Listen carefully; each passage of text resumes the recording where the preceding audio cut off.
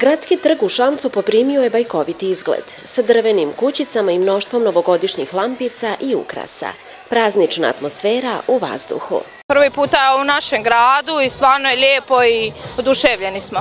Mogu vam kazati da je ovo veliki uspjeh kad se organizovalo ovako masovno i lijepo izgleda. Nadam se da ćete biti dosta posjetilaca, da ćete doći, dovesti svoju djecu da vidite ovako nešto, ovo je stvarno predivno. Na malom novogodišnjem sajmu proizvode i usluge posjetiocima nude udruženja građana i mali privrednici.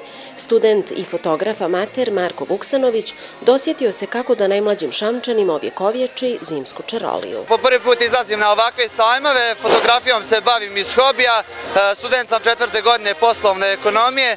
Ovo mi je zanimacija i mislim da je mnogim ljudima ovo zanimljivo ovdje. I mislim da jedini nastupam sa ovakvom idejom na ovakvom sajmu, to jest u našem zimzogradu Šamcu koji je po prvi put kod nas ove godine.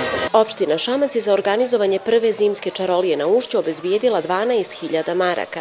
Namjera organizatora je da manifestacija postane tradicionalna i da privuče što veći broj posjetilaca i turista.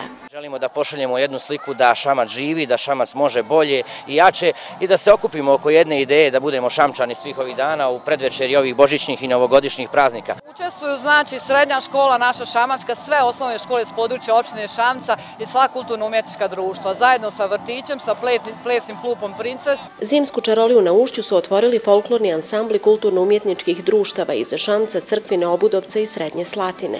U narednim danima publici će se predstaviti dramske i folklorne sekcije svih osnovnih i srednjih škola, satirično pozorište Bibac, muzički sastav Jet Set i naravno Djed Mraz, koji će svim mališanima uručiti novogodišnje paketiće.